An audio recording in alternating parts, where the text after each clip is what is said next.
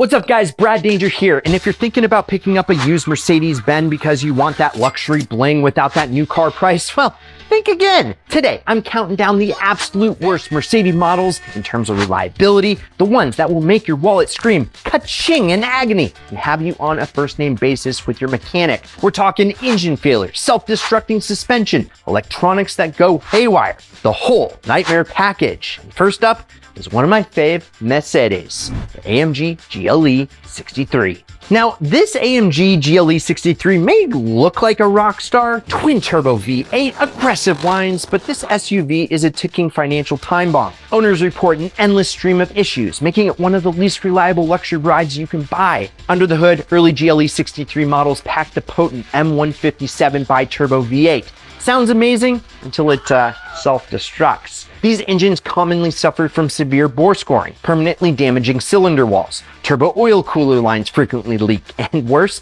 the variable oil pressure solenoid can stick, starving vital components of lubrication. Translation, well, your 577 horsepower monster can grenade itself long before hitting 100,000 miles. I mean, Mercedes' brilliant tech is brilliant when functioning, but in the GLE 63, electronic gremlins, they rule. Owners face blank infotainment screens, random warning lights, failing backup cameras, and glitchy digital dashboards. The central command unit alone can cost $6,000 to replace when it inevitably goes dark mid-drive. So you think this SUV was built tough? Think again. Some owners discovered alarming rattles caused by chassis bolts literally snapping, steering arms and wheel hubs breaking due to improper factory lubrication. Yeah, your wheel could literally detach while driving.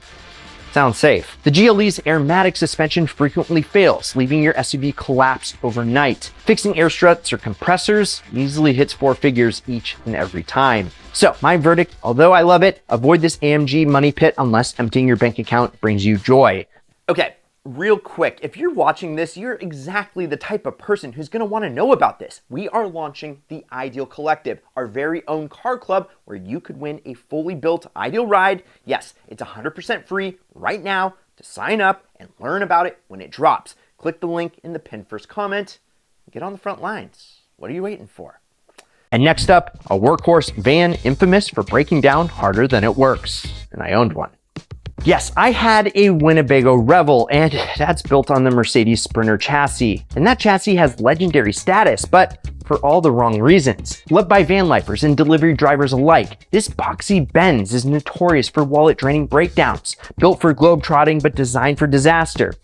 Let's dive into this. First up, diesel engine disaster. Sure, Sprinters come with Mercedes diesels meant to cruise continents. Reality check? Yeah, they're turbo-blowing time bombs. Earlier V6 models from 2007 to 2014 and even newer 4-cylinder grenade turbos eat DPFs and chew through EGR valves faster than you can say repair bill. So your Sprinter is going to leave you stranded with a catastrophic failure sometime. It's not if, it's when. Then there is the infamous Black Death. Yeah, your injector seals fail, gases leak, creating a Terry nightmare, cementing injectors to the engine. Mechanics have to chisel out rock-hard carbon crust, sometimes destroying injectors and cylinder heads in the process. Your wallet? Well, it's torched, repairing bills, thousands, easy. And then you want to talk emission systems? Total chaos. Modern Sprinters clog DPF filters, kill DEF heaters, and trigger NOx sensor suicides. Even worse, Mercedes' notorious start countdown can literally lock you out of your van until you pony up around $1,500 for repairs. Ask me how I know. And the hits keep on coming. Transmission shutters to death, electrical gremlins galore, glow plug snapping, and worst of all, rust that eats your Sprinter alive. Bottom line, when running, your Sprinter feels great, but keeping one running will test your patience and drain your bank account. Unless you love downtime and hate money, we'll steer clear. So, from bad to shocking, next up is a brand new electric Mercedes ready to short circuit your sanity. Think a new Mercedes would be trouble-free?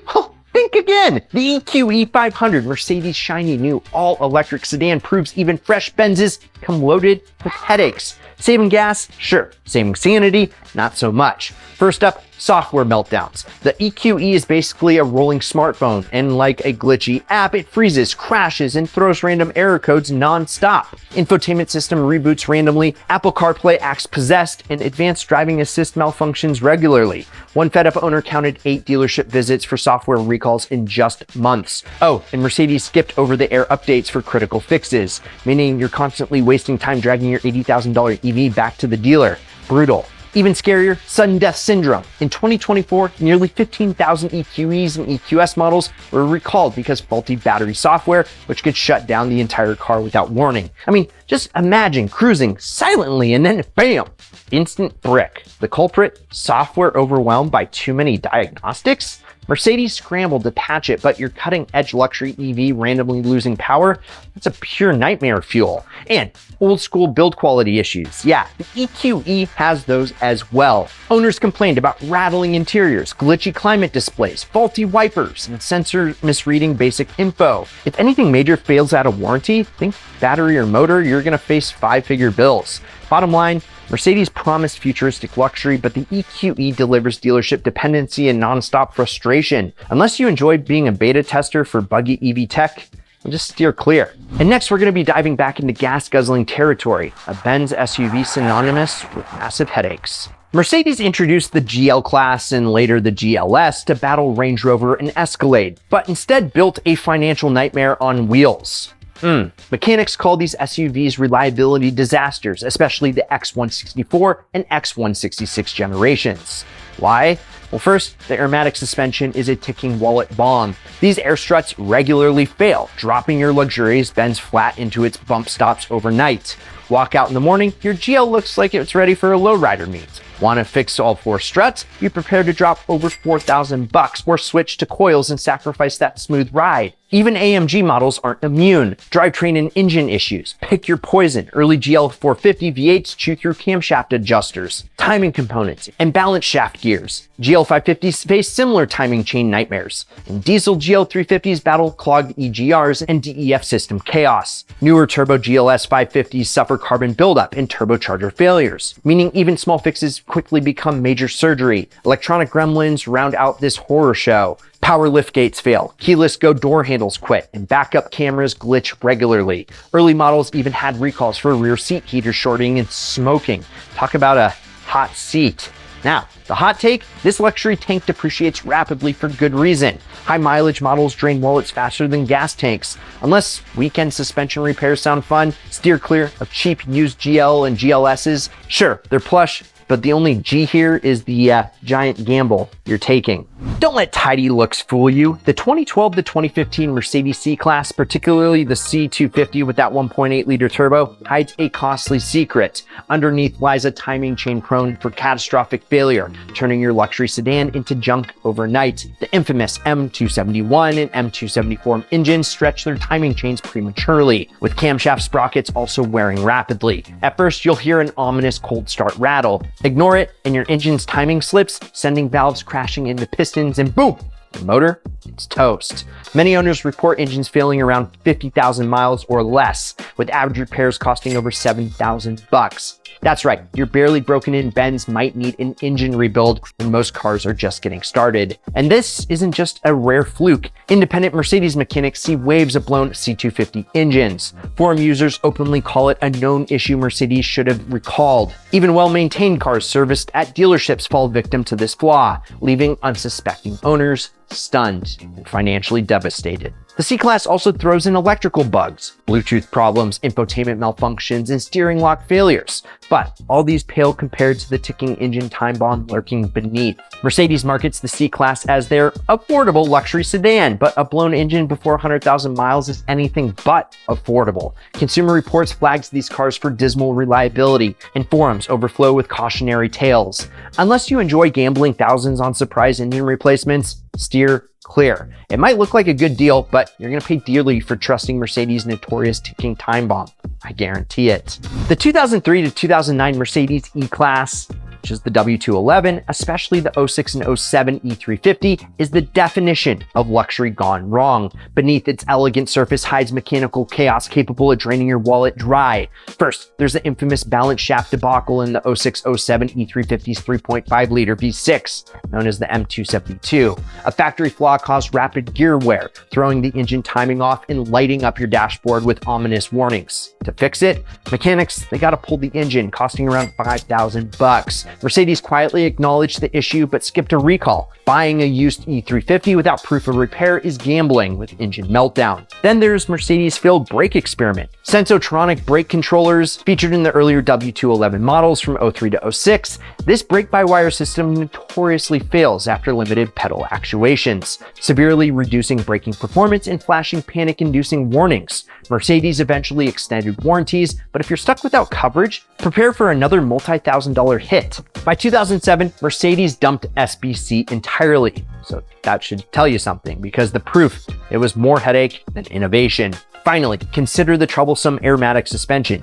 E500 and AMG models frequently leaked air springs, sagging embarrassingly overnight. Replacement costs around $1,200 a corner. Electrical gremlins are also abound. Command infotainment failures, fuel gauge inaccuracies, and frayed trunk wiring can cause bizarre malfunctions. Sure, these E-Class sedans drive beautifully and appear tempting at used car prices, but upkeep can swiftly exceed the car's entire value. Unless documented proof shows fixes on known issues, just steer clear. Mercedes promises the best or nothing, but with this generation, nothing might be the smarter choice. The mid-2000s CLK 500 might tempt you with its throaty V8 rumble and stylish looks, but beware, this Benz coupe is a rolling headache. Sure, that naturally aspirated 5-liter M113 engine is mechanically stout, but oil leaks are practically guaranteed. Valve cover gaskets regularly harden, dripping oil onto hot exhaust pipes, and cue burnt oil perfume.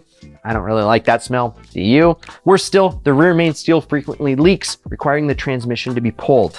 Ouch. It doesn't end there either. The infamous $10 transmission wiring connector leaks fluid, potentially frying your transmission control module if ignored. Owning a CLK means playing perpetual whack-a-leak. Then there's Mercedes' notorious electrical issues. Seat controls randomly fail, trapping you in awkward positions. Window regulators frequently die. No fun in a coupe or convertible. Dash displays lose pixels, and climate control motors regularly malfunction, directing airflow everywhere except where you want it. Convertible top acting funny, small hydraulic leaks or micro switch failures can leave you roofless in the rain. And repairs, well, they can exceed $2,000.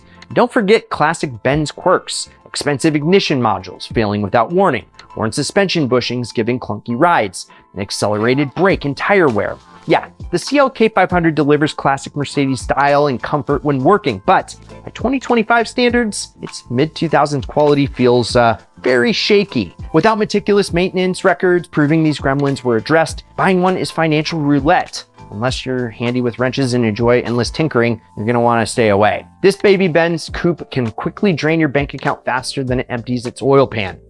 That's quick. Mercedes S-Class, it symbolizes automotive luxury, but the early 2000s W220 models nearly sank Benz's premium reputation altogether. Built from 1999 to 06, the W220 S-Class, particularly the S430, S500, and S600, became infamous for poor quality, rust, and endless mechanical woes. Shocking poor build quality defines this generation. Flimsy interior materials aged rapidly, paint peeled prematurely, rust frequently attacked wheel arches, doors, and trunks, unheard of for Mercedes flagships. Plastic interior bits, seat controls, and soft closed door mechanisms regularly broke. Even the instrument cluster pixels vanished, leaving drivers guessing speeds and warnings. Suspension issues were legendary nightmares. Airmatic air suspension was standard on the S430 and S500, inevitably leaking, causing overnight collapses and costly repairs. Active body control on high-end S600 models were even worse. Leaking hydraulic struts, malfunctioning sensors, and insanely expensive pumps meant 5,000 plus repair bills were common. Owning a W220 often meant living with unprecedented, wallet-draining suspension disasters. Engines varied in reliability as well. While V8 models had robust M113 engines, electronic gremlins plagued transmission, shifters, and ignition modules. Early V12s from 1999 to 02 in the S600 W200 were notoriously fragile, suffering distorted cylinder walls and excessive oil burning, often requiring complete engine replacements. Later, turbocharged V12 solved some issues but added complexity and turbo failures. Ultimately, the W220 S-Class aged poorly, turning into a financial nightmare for owners. Unless thoroughly maintained, these cars are ticking time bombs. Mercedes' slogan, "the best or nothing," turned ironic because nothing might be the smarter choice with the used W220. When you compile all these issues, you get a Mercedes that costs Bentley money to keep running without actually even having a Bentley. So which one is the most not ideal on this list? Let me know in the comments down below. And don't forget to go to winthisIdealcar.com to get entered